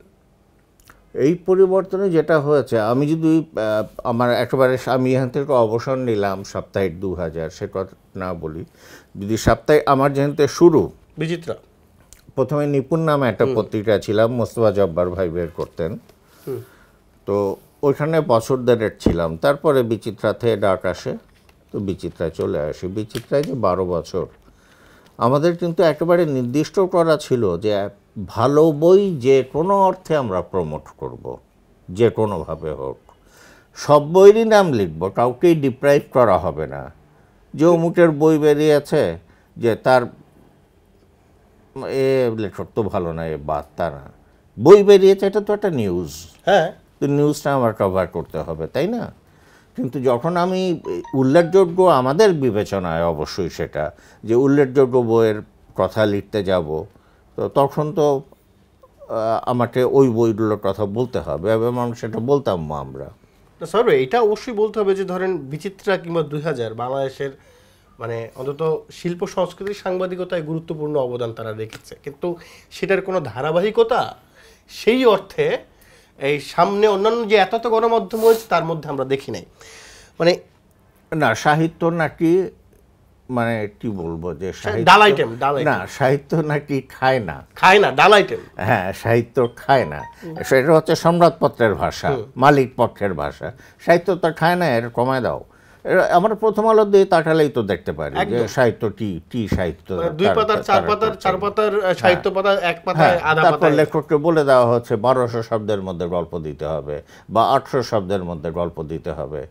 মানে এইটা কি রকম অদ্ভুত একটা ব্যাপার, ভয়ঙ্কর। মানে আপনাদের সময় কি আপনাদের মানে আমাদের আপনারা সব মানে বিশেষ করে আপনি তো আমাদের 3 অসামান্য বরেণ্য মানে সম্পাদককে পেয়েছেন। আহসান হাবিব আপনার লেখা ছাপেই নাই, আমরা সেটা টু সাম এক্সটেন্ট জানি, কিন্তু ধরেন আব্দুল্লাহ আবু সাইদ কিংবা সৈয়দ আলী হাসান, আরও অনেককে আপনি সম্পাদক হিসেবে পেয়েছেন। আপনাদের সময়ের যারা আসলে সাহিত্য সম্পাদক, তার সাথে এই সময় সাহিত্য সম্পাদকদের তুলনা করতে পারেন কোন অর্থে? আমি আসলে ওনাদের দুজনের চেয়ে আমি আরেকজনের কথা বলতে চাই, রফিক আজাদ। হ্যাঁ, রফিক ভাই পরে। রফিক আজাদ, আমি আমার লেখালেখি শুরুর প্রথম দিকে রফিক আজাদ উত্তরাধিকারের সম্পাদক, বাংলা একাডেমির পত্রিকা। হ্যাঁ, বাংলা একাডেমির পত্রিকা। তো উত্তরাধিকারের ড্রাস নামে আমার একটা গল্প ছাপা হয়, সেটা বোধহয় সম্ভবত 77 কি 78 সালের দিকে। তো রফিক আজাদ, আমি যেহেতু লেখাটা আমি নিজে গিয়ে পৌঁছে দিয়ে আসিনি, রফিক আজাদ খোঁজ খবর নিয়ে আমাকে ডেকে পাঠান। এই জিনিসটা এখন ভাবা যায়, এই জিনিসটা এখন ভাবা যায় না, অসামান্য। হ্যাঁ, ডেকে পাঠান, বসিয়ে চা খাইয়ে গল্পের প্রশংসা করে, নিয়মিত লিখতে হবে, এই করতে হবে, ওই করতে হবে, কদিন পর তো বই বের হবে, বই প্রুফ দেখতে জানো না, প্রুফ না দেখলে হবে না, জানলে হবে না বেটা, প্রুফ দেখতে জানতে হবে, হাজার গল্প করে। তারপর তিনি যখন উত্তরাধিকার ছেড়ে রোববারে যান, রোববারে তিনি আমাকে বলতে গেলে প্রায় জোর করে আমাকে দিয়া মাসে 1-2 গল্প লেখা তিনি আর কি।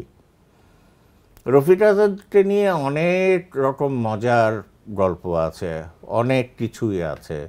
আমি তার কাছ থেকে গল্প লেখার অনুপ্রেরণা ছাড়া আর কিছু পাইনি, আমি পাইনি। আর কে কি পেয়েছে আমার সেই দায়িত্ব আমার নয়, না না, অবশ্যই অবশ্যই, বা সেটা আমি নিতেও যাব না। মানে মুক্তিযুদ্ধের একটা আলোচিত আখ্যান আপনি লিখেছেন, কবেজ লেটারের কথা আমরা বলতেছিলাম। কবেজ লেটার লিখেছি, গল্প এবং উপন্যাসেও আমার রেল স্টেশনে সোনার গল্প লিখেছি, 1971 লিখেছি, এগুলো সবই মুক্তিযুদ্ধ কেন্দ্রিক। কিন্তু ধরেন মানে আপনার এই যে ছোট গল্প হোক আর ছোট আয়তনের উপন্যাস আপনি লিখেছেন, কিন্তু সেই অর্থে ধরেন মহাবয়ান একটা কিন্তু আমরা আসলে পাই নাই, যেটা ভলিউমাস কিছু, ভলিউমের দিক দিয়ে বেশ বালিশ বালিশ মনে হবে না, এটা ধরেন এটা শুধুমাত্র বালিশ বালিশ মনে হওয়ার তো বিষয় না। কিন্তু ব্যাপার যেটা হচ্ছে, আমি যদি আমার সময়টাকে ধরতে চাই, আমার একটা ইচ্ছা আছে মুক্তিযুদ্ধ নিয়ে উপন্যাস লেখার, তা আমি যদি এটা লিখতে চাই সত্যি সত্যি, প্রথমত আমাকে সেই সাহসটা করতে হবে, দ্বিতীয়ত হচ্ছে ওটার আয়তন বালিশের সমানই হবে। সুতরাং বালিশ হওয়ার মধ্যে দোষের কিছু নাই। না, এবং ধরেন দস্তয়েভস্কি বা এরা তো বালিশ বালিশ উপন্যাস লিখেছে, বালিশ উপন্যাস, এবং এবং এবং আমার মনে আছে হুমায়ুন আহমেদ শেষ দিকে, ইভেন হুমায়ুন জ্যোৎস্না জননী গল্প যখন লিখলেন বা দেয়াল যখন লিখলেন, তার আগে উনি নানা ইন্টারভিউতে বলেছেন যে উপন্যাস দেখতে বেশ একটু মোটা না হইলে সেটা উপন্যাস মনে হয় না। মানে তো আমার আসলে ওই তিনটা, একটা যেমন মুক্তিযুদ্ধ নিয়ে আমার একটি উপন্যাস লেখার ইচ্ছা আছে। আমি ব্যক্তিগতভাবে মনে করি, অনেকেই একমত হবেন না আমি জানি, বাংলাদেশে মুক্তিযুদ্ধ নিয়ে কোনো উপন্যাস লেখা হয়নি এখন পর্যন্ত। যা হয়েছে সেগুলো সব খণ্ড বিচ্ছিন্ন ঘটনা, পূর্ণাঙ্গ ব্যাপার নেই। আমি কোনো উপন্যাসে মুক্তিযুদ্ধের উপন্যাসের এখন পর্যন্ত আন্তর্জাতিক রাজনীতি খুঁজে পাইনি। তো আন্তর্জাতিক রাজনীতি একটি দেশের মুক্তিযুদ্ধের সাথে অঙ্গাঙ্গিভাবে জড়িত, কোথাও খুঁজে পাইনি। মুক্তিযুদ্ধে শুধু একটি দল অংশগ্রহণ করে না, বিভিন্ন দল নানা ফরম্যাটে নানা আঙ্গিকে যোগ দেয়, আমি খুঁজে পাইনি সেইভাবে। তো এরকম বহু সীমাবদ্ধতা আছে আমাদের। আমার প্রশ্নটা কিন্তু ওই জায়গা থেকে, ধরেন মুক্তিযুদ্ধ নিয়ে আপনি কাজ করেছেন, কবিজ লেটারের মতো অসাধারণ কাজ, কিংবা ধরেন মানে কন্টেন্ট হিসেবে কবিজ লেটার হলো একটি বিচ্ছিন্ন ব্যাপার, একটা বিচ্ছিন্ন ব্যাপার, আমি সেটাই বলছি, অংশ। ধরেন একটা আমি এইজন্যই এই শব্দটা ব্যবহার করেছি সচেতন ভাবে, যে একটা মহাবয়ান যেটা করার মতো লেখক আমাদের সেই অর্থে আর কই। এবং ধরেন টু বি অনেস্ট, যে যারা মুক্তিযুদ্ধ খুব কাছ থেকে দেখেছেন, যারা আমাদের বড় লেখক হিসেবে পরিচিত কোটান কোট, তারা আসলে ব্যর্থ হয়েছেন। তারা এই জায়গায় তারা লেখে, মানে এই জায়গায় তারা একদম ব্যর্থ, এবং সেই জন্যই আপনার কাছে বলা, এই জন্য কারণ আপনি মুক্তিযুদ্ধ নিয়ে এরকম অসামান্য কিছু গল্প লিখেছেন, সেই জন্যই আপনার কাছে বলা যে এই বয়ান নিয়ে আপনার চিন্তা আছে। এটা ইচ্ছা আছে আমার, এটা একটা ইচ্ছা। আর একটা ইচ্ছা যেটা হচ্ছে যে মধ্যবিত্তের বিকাশটা এই দেশে, এইটা নিয়ে একটা লেখার ইচ্ছা। আর একটা ইচ্ছা যেটা আছে আমাদের রেমিটেন্স সৈনিক, যারা রেমিটেন্স কিভাবে একটা দেশকে বদলে দেয়। ঢাকা শহরের বিস্তার, পাশাপাশি গ্রামের বিস্তার, এই দুয়ের বিস্তার কিভাবে হয়।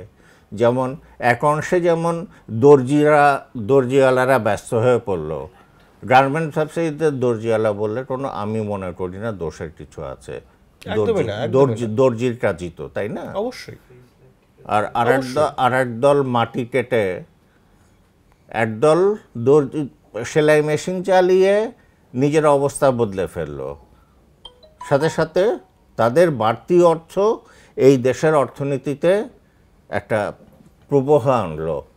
আবার ওদিকে মাটি কেটে যারা পয়সা আনছে, গ্রামে তাদের দোতলা তিনতলা বাড়ি উঠছে। এই যে দোতলা তিনতলা বাড়ি উঠছে, কর্মসংস্থান হচ্ছে, টাকার প্রবাহ বাড়ছে। তো এইটাও কিন্তু একটা খুবই উল্লেখযোগ্য ব্যাপার, যে একটা দেশ কিভাবে দুইটি শুধুমাত্র গার্মেন্টস আর ইয়ার হাতে, মানে যারা রেমিটেন্সের কাজে আছেন, আনার কাজে, তাদের হাতে কিভাবে দুটো অঞ্চল বদলে যায়। দারুণ দারুণ স্যার ভাই, আপনার লেখা একটা রহস্য থাকে, আমার মনে হয় সবসময় এটা মানব সম্পর্কের রহস্য। একজন লেখক যতটা দেখে, যতটা কল্পনা মেশায়, সে কি মানব সম্পর্কের পুরো রহস্যটা আসলে তুলে আনতে পারে? আপনি কতটা পেরেছেন বলে মনে করেন?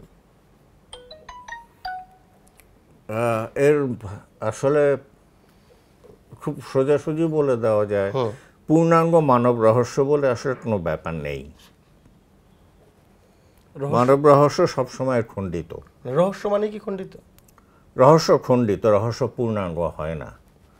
রহস্য পূর্ণাঙ্গ হয় না, এই মানে রহস্য পূর্ণাঙ্গ হলে সেটা তো রহস্য থাকে না। ওপেন হয়ে গেল, রাইট। হ্যাঁ, রহস্য পূর্ণাঙ্গ হলে রহস্য থাকে না। আমার জীবনে হঠাৎ করে কোথাও একটা মোচড়ের ব্যাপার থাকবে, এই মোচড়টা রহস্য। তা আমার পুরো জীবনটাই যদি মোচড়াতে থাকে। না, মানে আপনার যে মধ্যবিত্ত সাবের ভাই, আমি যেই জন্য বলছিলাম আপনার মধ্যবিত্তের স্বরূপ আসলে অন্য লেখকদের মতো না। মধ্যবিত্তদের নিয়ে কিন্তু ধরেন আমাদের এখানে শওকত আলী গুরুত্বপূর্ণ কাজ করছে বলে আমি মনে করি। ওনার দেয়াল বা দলিল যে উপন্যাসটা, সেটা হলো ঢাকা শহরের যে এক্সপানশন এবং ঢাকা শহরের মধ্যবিত্ত আসলে কিভাবে তিল তিল কইরা আস্তে আস্তে শহর বাড়িয়ে তুলছে, সেইটা নিয়ে একটা এক ধরনের আখ্যান। মানে আমি বলতে চাই যে আপনার মধ্যবিত্তের স্বরূপ অন্যদের মতন না। অন্যরা ফ্যান্টাসিতে ভরিয়ে দিয়েছে মধ্যবিত্তকে, মধ্যবিত্তকে অনেক লেখক। গ্রামীণ বাস্তবতায় মধ্যবিত্তের ছাঁচে নাগরিক মধ্যবিত্তকে নির্মাণ করেছেন অনেক লেখক আমাদের এখানে। বলতে গেলে তাদের থেকে আপনি ভিন্ন বা আলাদা। আপনার গল্পে মধ্যবিত্তের যে ধরনের বিকাশ বর্তমান ঢাকায়ও পাওয়া যাচ্ছে, তারই অতীত রূপের শুরুটার কথা মনে হয়। এই বিষয়ে আপনার ইন্টারভিউতে যদি বলেন আর কি আমাদেরকে। প্রথমে শওকত আলী স্যারের কথা বলি। অসাধারণ গল্প লিখেছেন তিনি। শুধু যে মধ্যবিত্ত নিয়ে তা নয়, ছাড়াও তার তো অসাধারণ কিছু, সেই হিসাবে তিনি তার প্রাপ্যটুকু পাননি। সৈয়দ শামসুল হক কিছু অসাধারণ গল্প লিখেছেন মধ্যবিত্ত নিয়ে, শহর নিয়ে, এই নিয়ে। তো আমাদের বড় সমস্যা যেটা হয়ে গেছে, অন্যান্য যারা মধ্যবিত্ত নিয়ে লিখতে গেছেন, রাহাত খান কিন্তু চেষ্টা করেছেন। রাহাত খানের কিছু গল্প আছে মধ্যবিত্ত নিয়ে। তো রাহাত খানের মধ্যবিত্ত আমার কখনো কখনো আরোপিত মনে হয়, আরোপিত। আর অন্যান্য যারা লেখক আছেন আমার সমবয়সী, আমার বয়সে আমার চেয়ে ছোট কিংবা বড়, মধ্যবিত্তের কিন্তু একটা ফ্যান্টাসি আছে। একদমই। তুই যদি মধ্যবিত্ত হোস, তোর একটা ফ্যান্টাসি, মানে তোর সব কিছু নিয়ে, আর তোর জীবন যৌবন, তোর নারী ভাবনা, তোর সম্পর্ক, তোর জীবনযাপন পদ্ধতি, সব কিছু নিয়ে একটা ফ্যান্টাসি আছে। কীরকম হলে জীবন সুন্দর হয়, বা একটা দুঃখ বিলাস আছে, একটা কষ্ট বিলাস আছে মধ্যবিত্তের। এগুলো হচ্ছে ফ্যান্টাসি, স্বপ্ন বিশেষত। তো যখন অন্যান্য লেখকরা লিখতে গেছেন, তখন এই ফ্যান্টাসির উপর জোর দিয়েছেন বেশি। মূল মধ্যবিত্তকে না ধরে মধ্যবিত্তের ফ্যান্টাসি নিয়ে লিখেছেন। যেমন হঠাৎ করে সবাই ছাদে উঠে গেল, ছাদে উঠে গিয়ে মুড়ি মাখা একজন রবীন্দ্রসঙ্গীত গাইছে, আর সবাই মুড়ি ভাজা খাচ্ছে। এটা মধ্যবিত্ত না। তো এই সমস্যাগুলো হয়েছে। মধ্যবিত্তকে ফ্যান্টাসাইজ করা হয়েছে, বা মধ্যবিত্তকে ফ্যান্টাসি নিয়ে মধ্যবিত্ত নিয়ে লেখা হয়েছে। তো ফলে মধ্যবিত্তের আসল চেহারাটা আমার মনে হয় না যে আমরা সেইভাবে পেয়েছি। এই প্রশ্নবাহন কেউ করতে পারেন যে আসলে আমাদের দেশের মধ্যবিত্তের স্বরূপটা আসলে কি। তো এই প্রশ্নের উত্তর কিন্তু এটার মধ্যবিত্ত সেই স্বরূপ বুঝতে হলে আসলে মইনুল হাসান সাবেরের লেখা পড়তে হবে। সাবের ভাই, আপনার কাছে আমার প্রশ্ন যে কন্টেম্পোরারি অনেক বিষয়ে আপনি আনছেন, যেমন আমার সাম্প্রতিক সময় পড়া, মানে জাস্ট 2015-তে আপনার এই বইটা বেরিয়েছে, আব্দুল জলিল যে কারণে মারা গেল। মানে গুমের বাস্তবতা তো এখনো আছে আমাদের। মানে সাম্প্রতিক কোনো কিছু নিয়ে কাজ করার জন্যে, মানে সাম্প্রতিক রাজনৈতিক পরিস্থিতি মাথায় নিয়েও যদি ধরেন একজন লেখক কাজ করতে চায়, আপনার কি মনে হয় আমাদের লেখকরা আসলে ভয় পায় বা ট্যাবু কাজ করে তাদের মধ্যে? মানে আপনি যেরকম ভয় পান নাই। ভয় পাওয়ার ব্যাপারটা কি, আমাদের লেখকরা দলীয় থাকতে, এইভাবেই বলি, অবশ্যই বলবেন, দলীয় থাকতেই পছন্দ করেন। হ্যাঁ, তো দলীয় থেকেও যে তার একটা দায়িত্ব আছে, সেই জিনিসটা তারা ভুলে যান। তো আমার তো রাজনৈতিক বিশ্বাস থাকতেই পারে, আমি সব লেখকের কথাই বলছি, অবশ্যই পারে। সব কিন্তু ধরেন- লেখকেরই রাজনৈতিক মানে বিশ্বাস দল থাকতে কানা পারে। হওয়া তো লেখকের হওয়া উচিত না। দলটানা তো হওয়া উচিতই না। আরেকটা ব্যাপার যেটা হচ্ছে আমাদের লেখকদের, আমি একেবারে হলফ করে বলি যে আমাদের লেখকদের রাজনৈতিক বোধ খুব কম। তারা রাজনীতি বলতে আওয়ামী লীগ এবং বিএনপি বোঝে, এর বাইরে আর কিছু বোঝে না।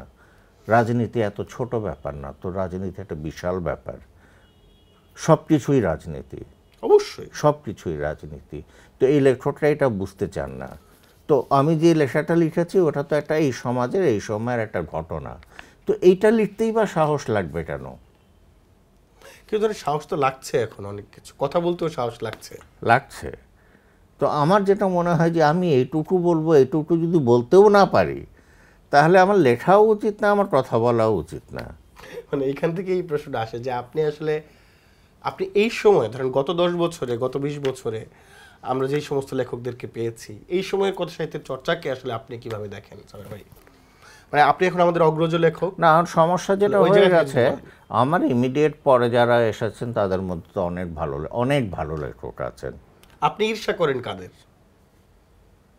যে কেউ ভালো লিখলেই আমি ঈর্ষা করি, এটা এখন নাম বলা তো খুব না, ইটস ওকে, আপনি নাম বলতে না চাইলে না, নাম বলা মানে কি? আপনি নাম বলে অনেকে প্রশংসা করেছেন, সেটা আমি আমি জানি। জাকির তালুকদারের লেখা পড়ি, আমাদের তারপর আহমদ মোস্তফা কামাল আছে, ইমতিয়াজ শামীম আছে, মশিউল আলম আছে, তো এরকম নাম আরো অনেক হবে, এই মুহূর্তে হয়তো আমার মনে পড়বে না। মশিউল আলম আছে। তো এই যে 4 জনের নাম শুধু বললাম, এই 4 জনেই কিন্তু মানে যথেষ্ট শক্তিশালী এবং হ্যাঁ, তারা এক আলাদা আলাদা কণ্ঠস্বর। আবার এদের পরে যারা এসেছেন, যারা এখনও হয়তো এই মুহূর্তে হয়তো একেবারে নিজস্ব একটা বলয় তৈরি করেননি, করার পথে আছেন, তো তাদের মধ্যেও তো অনেকে আছেন। তো এইটার পাশাপাশি যেটা মানে একটা খারাপ অবস্থায় আমরা আছি হয়তো বলি, যে পৃথিবী সবাই তো বলে যে অতি জনপ্রিয় সাহিত্য পৃথিবীর সব দেশে আছে, কিন্তু আমাদের যেটা হয়ে গেছে, আমাদের মূল ট্রেন্ডটা হয়ে গেছে মূল জনপ্রিয় সাহিত্য। ট্রেন্ডটা কিন্তু মানে ওইটাকে ট্রেন্ড ধরে আমরা নিউজ করি, আমরা তথ্য আদান প্রদান করি। সাম্প্রতিক সময় নিউজ খেয়াল করেন, যেহেতু আমি গণমাধ্যমে কাজ করেছি, গণমাধ্যমের প্রতি আমার একটা চোখ এক ধরনের আছে। আপনি দেখবেন যে যেই সমস্ত বই অনেক বেশি বিক্রি হয়েছে সেগুলো নিয়ে আসলে আমরা সংবাদ পরিবেশন করি। হ্যাঁ, এই সময়ে ধরেন বইমেলাহীন ভাবে আমরা দেখতে পাচ্ছি মানে একাধিক না, মেলায় সর্বাধিক বিক্রিত বই, হ্যাঁ সর্বাধিক বিক্রিত বই, এটা একটা তথ্য অবশ্যই। মেলা এর পাশাপাশি মেলায় উল্লেখযোগ্য বই, এটা কেন থাকবে না? মেলার উল্লেখযোগ্য বই, রাইট, মেলার গুরুত্বপূর্ণ বই, সেটা কেন থাকবে না? সর্বাধিক যদি তুমি সর্বাধিক বিক্রিত যদি বই তুমি বলেই তাহলে তো ওটাও থাকতে হবে, ওটাও একটা হেডিং হতে হবে, সাব হেড হতে হবে। একদমই। সাবির ভাই, দেশের সাহিত্যের সর্বোচ্চ সম্মান বলা যায় আপনি পেয়েছেন, বাংলা একাডেমি পুরস্কার পেয়েছেন অনেক আগে। মানে সাম্প্রতিক সময়ে, মানে আপনি সাম্প্রতিক সময়ে কি খুব বেশি দিন হয়নি আপনি ফেসবুকে সক্রিয় হয়েছেন, এবং আপনার খুবই উইটি নানা রকমের স্ট্যাটাস আমরা দেখছি, যে সূক্ষ্ম ব্যঙ্গ থাকে। স্যার ভাই, মানে এই সমস্ত জিনিসকে আপনার লেখালেখির অঙ্গ বলে আপনি মনে করেন, সামাজিক যোগাযোগ মাধ্যমে যা আপনি লেখেন? না, এটা আমার লেখালেখির অঙ্গ না। যেটা হয় ফেসবুকে মাঝে মাঝে হয়তো আমি 2-1টা মজার ঘটনা পেয়ে যাই বা 2-1টা তথ্য পাই, যেটা হয়তো আমার লেখালেখির কাজে লাগে, কিন্তু আমি মনে করি তার চেয়ে আমার ক্ষতি বেশি হয়। ফেসবুক আমার জায়গা নয়, এটা আমি ব্যক্তিগতভাবে মনে করি যে ফেসবুক আমার লেখার জায়গা না। আমার লেখার জায়গাটা আসলে হওয়া উচিত ওই লেখার আপনার যে প্রথাগত জায়গা, সেটাই। ফেসবুক অ্যাকাউন্ট একটা থাকতে পারে এই কারণে বন্ধুবান্ধবের সাথে যোগাযোগ খুবই সুবিধা হয়, বা একবার যদি ফেসবুকে আমি ঘুরে আসি, 2বার যদি ঘুরে আসি, তাহলে দেখা যায় যে সারা দেশের কোথায় কী ঘটেছে তার কিছু না কিছু খবর আমি পেয়ে যাচ্ছি। এটা হচ্ছে মূল সুবিধা। কিন্তু ফেসবুকে আমি যেভাবে পার্টিসিপেট করি, যেভাবে অংশ নেই, সেটা আমার জন্য নয়, এটা আমি ভুল করি। সাবির ভাই নিশ্চয়ই মানে এটা একটা মানে মানে আরো অনেক লেখকের জন্য নিশ্চয়ই একটা পরামর্শের ব্যাপারও হবে ব্যাপারটা। সাবির ভাই, যে এই সংকলনটা এটা আপনার মানে 60 বছরে পদার্পণের সময়, এবং এই আয়োজনটার কথা আমার মনে হচ্ছে খুবই আন্তরিক একটা আয়োজন হয়েছে, দারুণ একটা সংকলন হয়েছে। এখানে আহমদ রফিকের লেখা দিয়ে শুরু হয়েছে। আমাদের মঞ্জুর ইসলাম স্যার এটার সম্পাদনা মণ্ডলী সভাপতি ছিলেন, তুষার দা, ফরিদ ভাই, মারুফ, মানে মানে আপনার খুবই কাছের মানুষেরা একটা বড় ধরনের সারপ্রাইজই বলা যায় আপনাকে দিয়েছে, মানে এবং তারা আপনার সাহিত্যের মূল্যায়ন করেছে, সবচেয়ে গুরুত্বপূর্ণ কথা বইটা তারা লিখেছে। এইটা আপনাকে কেমন আনন্দ দিয়েছে? এখন এই বইটা তো আসলে ব্যাপার না, মানে না বইটা ব্যাপার না এই অর্থে, ব্যাপার হচ্ছে বইয়ের লেখাগুলো, তাই না? লেখাগুলো না থাকলে তো বইটা হতো না। তো এই যে যারা লিখেছেন, মানে এইখানে বলতে গেলে তো মানে সৈয়দ মঞ্জুর ইসলাম, আলম খোরশেদ, আহমদ রফিক, কবির চৌধুরী, সিরাজুল ইসলাম চৌধুরী ভূয়সী প্রশংসা করেছেন, কবির চৌধুরী ভূয়সী প্রশংসা করেছেন, এরকম অনেকেই আছে। হ্যাঁ, তো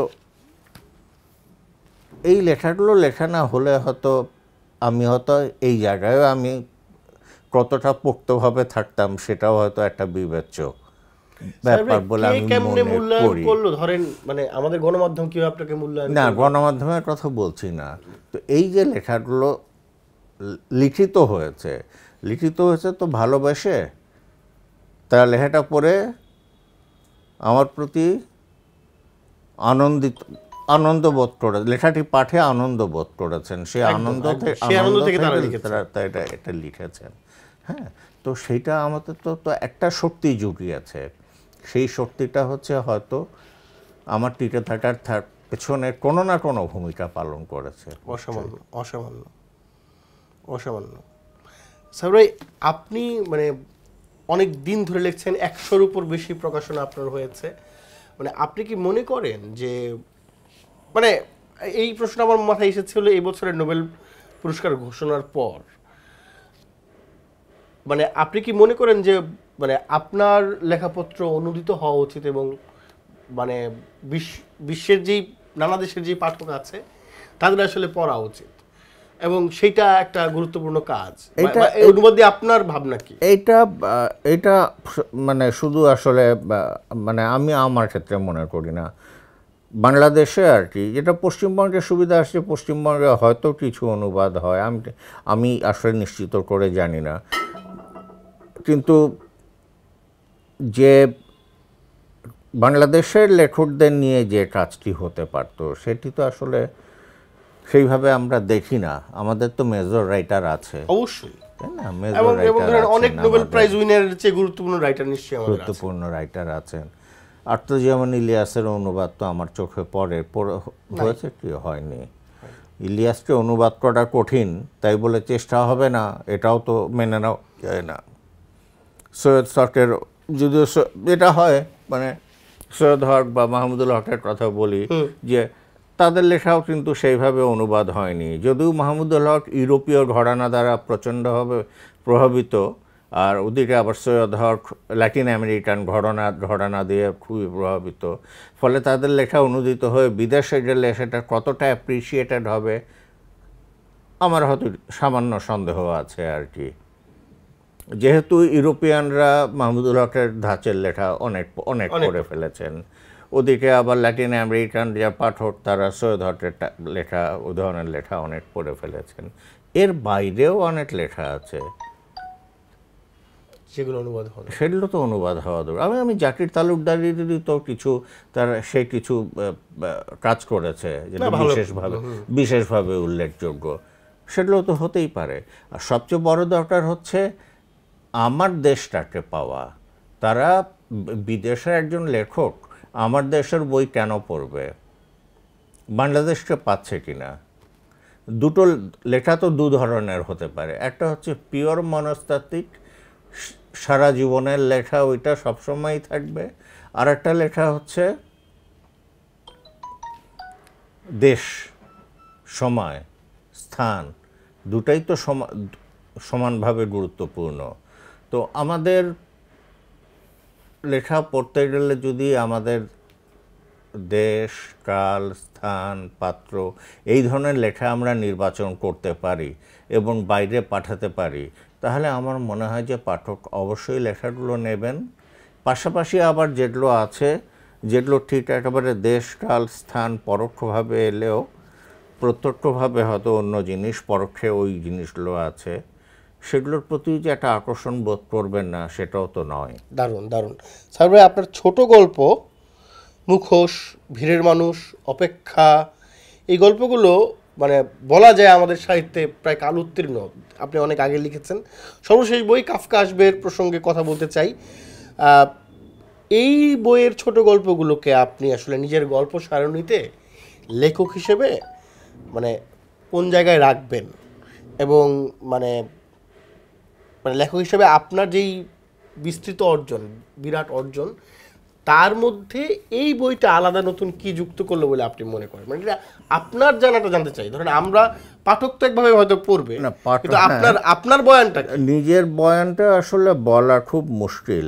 তো মানে আমি যেটা এদিক ওদিক থেকে শুনি বা আমার বইয়ের যে 2-4 জন মানে খুবই একান্ত পাঠক আছে। আন্তরিক পাঠক যারা আছেন তাদের মুখে যেটা শুনি বা আমি নিজেও যেটা বুঝি, যে আমি কোনো একটি গল্পের বইয়ের পরে আরেকটি গল্পের বইয়ে একরকম থাকিনি। মানে আমি জীবনে যদি আমার 20টা গল্পের বই বের হয়ে থাকে বা 15টা, আমি ঠিক নিশ্চিত নই, ধরলাম 20টা গল্পের বই বেরিয়েছে বা 15টা বেরিয়েছে, এই 15টা গল্পের বই 15 রকম। একদম। আমি 15টা বই চেষ্টা করেছি 15ভাবে নিজেকে উপস্থাপন করার জন্যে বা গল্পগুলোকে উপস্থাপন করার জন্যে। বিষয় এক হতে পারে। আমি যেমন সিরিজ গল্প লিখেছি, একটি বিষয়, কিন্তু সেটির উপরে বিভিন্ন অ্যাঙ্গেল থেকে আলো ফেলা, সেটিকে বিভিন্নভাবে, যেমন অবসাদ ও আড়মোড়ার গল্প, এটা অবসাদ নিয়ে, মানুষের অবসাদ নিয়ে লেখা। তো এই অবসাদ নিয়ে 11টা গল্প লিখেছি 11টা দৃষ্টিকোণ থেকে। রেল স্টেশনের শোনা গল্প মুক্তিযুদ্ধের উপরে লেখা, মুক্তিযুদ্ধ পরবর্তী অবস্থার উপরে লেখা। ওটাও মুক্তিযুদ্ধকে আমি বিভিন্ন অ্যাঙ্গেল থেকে দেখার চেষ্টা করেছি। আবার কাফকা যখন আসবে, কাফকায় যেখানে দেখা যাচ্ছে এইখানে কিন্তু সবই মানে অন্য গল্পের নায়ক নায়িকারা বা চরিত্র কোনো না কোনোভাবে উপস্থিত। ফলে আমি ওই চেষ্টাটা সবসময় আমার থাকে যে আগের বইটার সাথে এই বইটার পার্থক্য থাকছে, একটা উত্তরণের জায়গা। আমি আবার নতুন করে বলতে পারছি কিনা, আমি যদি নতুন করে বলতে না পারি তাহলে আমি কিসের জন্য বলবো, কেন বলতে যাব? That's great. স্যার ভাই, আপনার লেখক জীবনের সবচেয়ে বড় প্রাপ্তি আর সবচেয়ে বড় অপ্রাপ্তি কি? প্রাপ্তি যদি বলেন আর অপ্রাপ্তি যদি বলেন। লেখক জীবনের সবচেয়ে বড় প্রাপ্তি অশান্তি। সবচেয়ে বড় প্রাপ্তি অশান্তি, এই অর্থে যে যা ভাবছি তা লেখা হচ্ছে না, এই অর্থে। আমি ভেবেছিলাম এইরকম, লেখা শেষ হলো না, হলো অন্যরকম। সেটা তো আর পাঠক জানে না, আমি জানি যে আমি কি লিখতে চেয়েছিলাম, তাই না? তো ফলে অর্জনটা হচ্ছে অশান্তির। স্যার ভাই, আপনার মানে উপন্যাসের আয়তন, ধরেন একটা ব্যাপার, আপনি ছোট গল্পকে উপন্যাসে রূপান্তরিত করেছেন, বেশ কিছু করেছেন। কখনো কি উপন্যাসকে আসলে ছোট গল্পে ট্রান্সফর্ম করেছেন?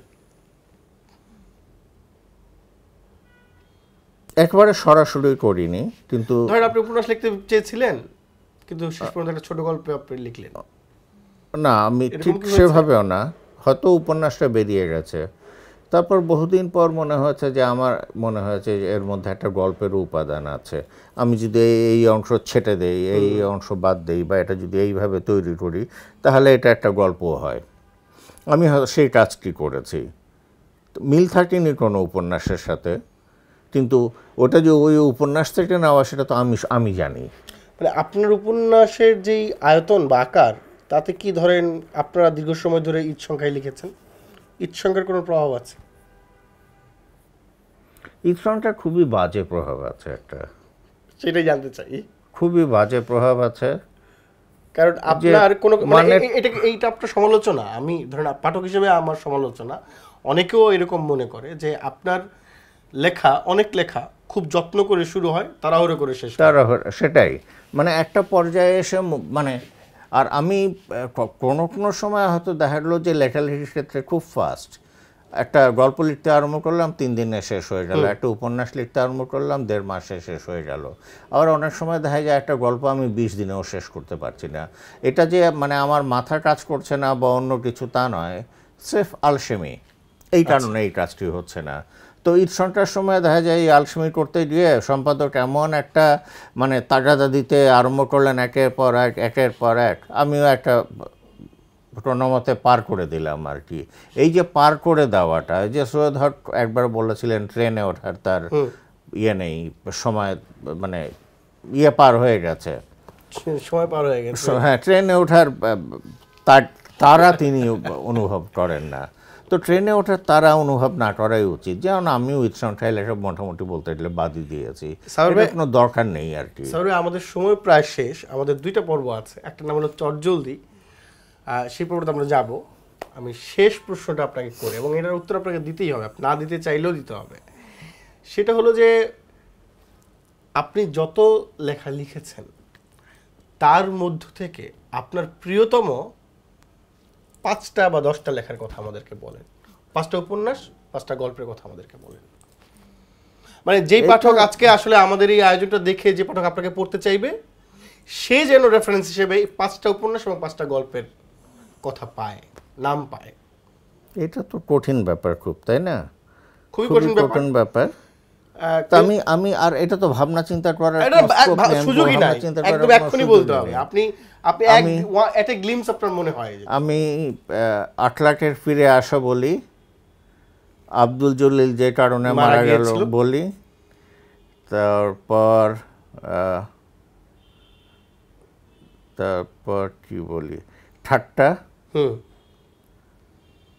ঠাট্টার পরে বলি এখন পরিমল,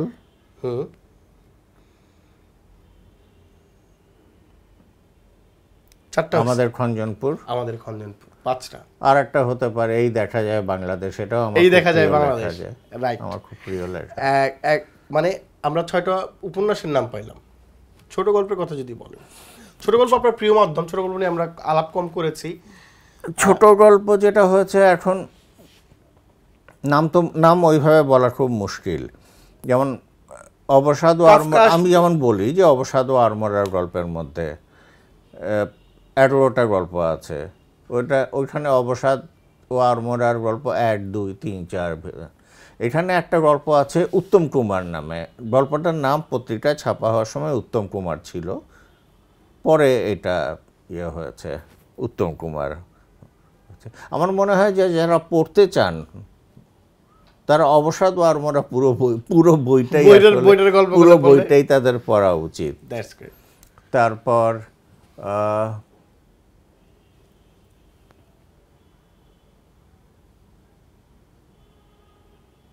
অনেকে বৃত্তের কথা বলেন। হ্যাঁ, বৃত্ত আসলে খুব ছোটবেলায় লেখা।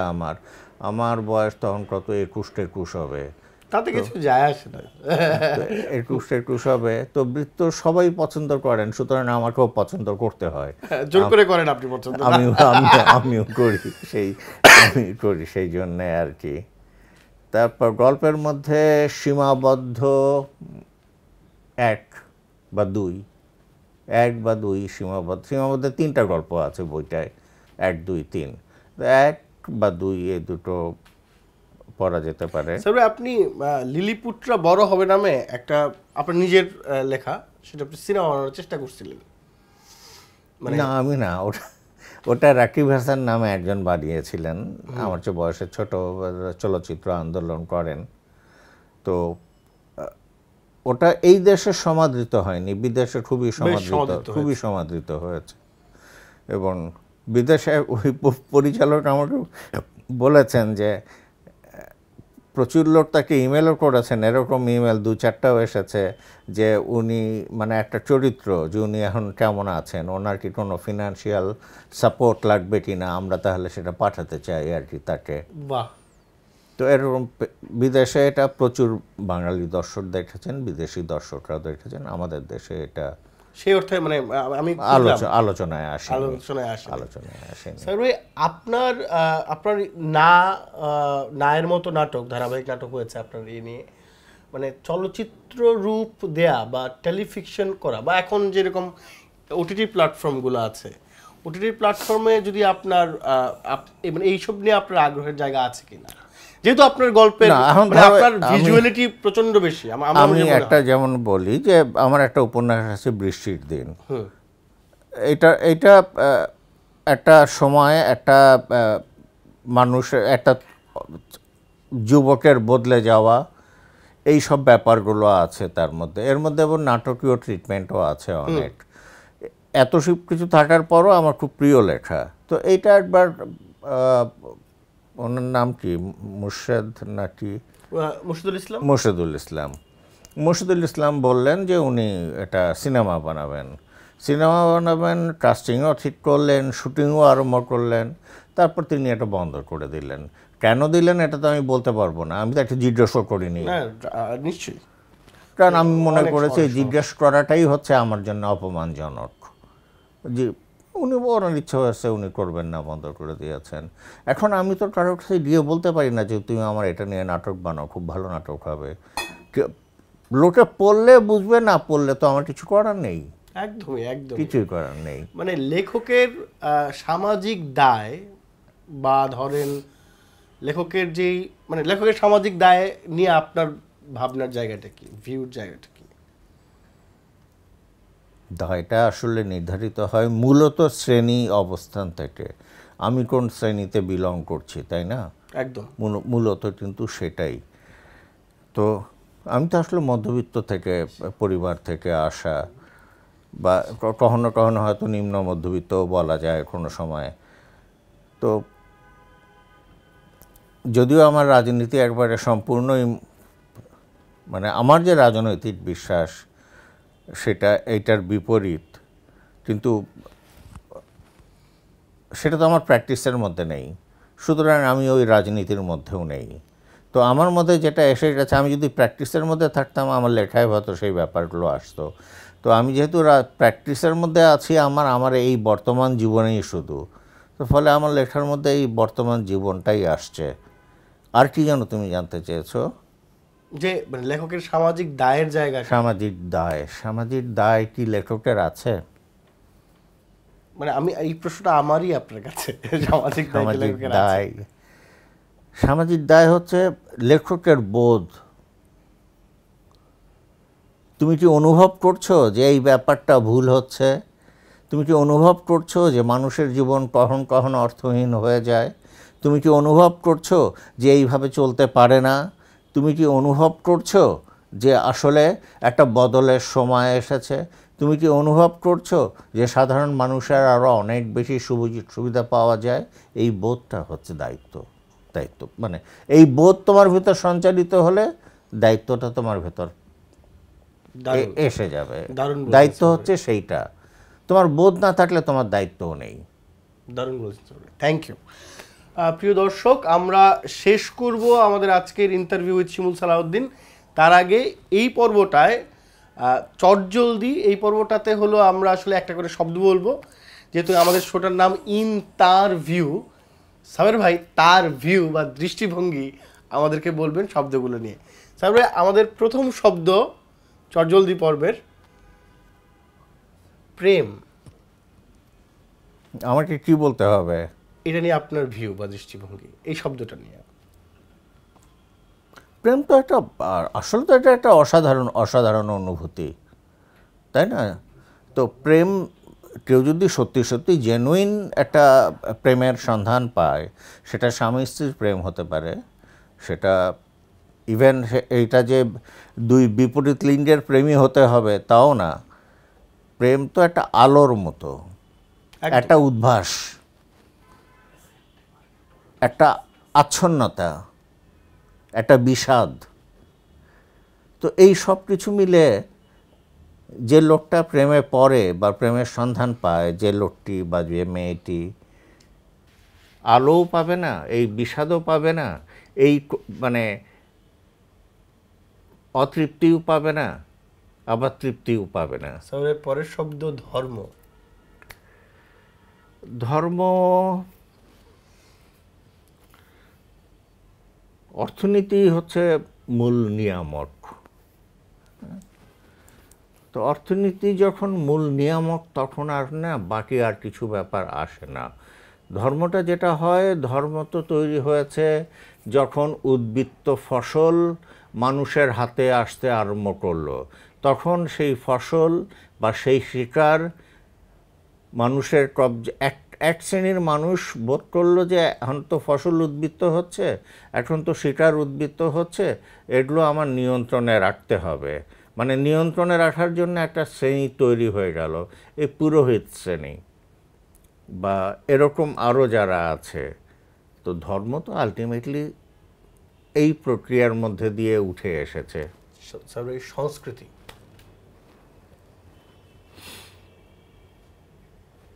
সংস্কৃতি নিয়ে আমি কী বলবো? সংস্কৃতি কি তুমি আসলে সংস্কৃতি শুনলে আপনি সংস্কৃতি নিয়ে কি ভাবেন, আপনার দৃষ্টিভঙ্গিটা আর কি? সংস্কৃতি বা মানে এটা আমার কাছে কখনো কখনো ব্যাপার যেটা মনে হয় যে আসলে সংস্কৃতি আমরা যে উচ্চারণ করি যত সহজে, ব্যাপারটা তো আসলে কী কারণে আমরা হঠাৎ করে সংস্কৃতি নিয়ে আমাদের সংস্কৃতি এই না বা আমাদের সংস্কৃতি ওই না। কারো সংস্কৃতি কোনোটা না, আবার সবার সংস্কৃতি সবটাই। এইটাই যে চাওয়া ছিল।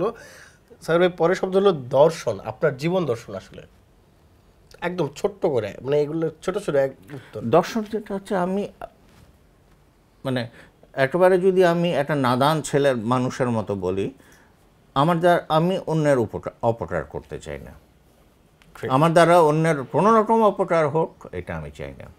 স্বাধীনতা, স্বাধীনতা মানে অধীনতা, অধীন, সে নিজের অধীন মানুষ হতে পারে না, তার পরাধীন হতেই হয়। নিজের অধীন মানে তো সে নিজের। স্যার পরের শব্দটা হলো মাতৃত্ব। তো হ্যাভেন, এটা স্বর্গীয়। আমরা যতই আধুনিক হওয়ার চেষ্টা করি না কেন, আমরা জানি যে এই ব্যাপারটা স্বর্গীয়। স্যার ভাই পিতৃত্ব, ছায়া, দারুণ। বন্ধুত্ব, অনুভব করা। ছন্দ,